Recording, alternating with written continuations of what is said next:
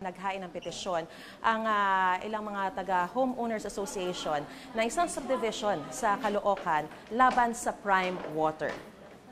Sa petisyon ng mga residente ng Tierra Nova Subdivision, ipinakakansela nila sa National Water Resources Board ang Certificate of Public Convenience ng Prime Water.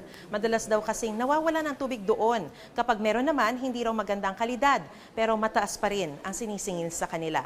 Ayon naman sa Prime Water, taga-distribute lang sila ng tubig. Kumukuha raw sila ng bulk supply sa Maynilad. At sinabi naman po ng Maynilad ay base sa kanilang monitoring, sapat po yung naibibigay nilang tubig at sapat din po yung pressure para hindi magkaroon ng issue at katunayan, ito raw po yung napagkasundoan.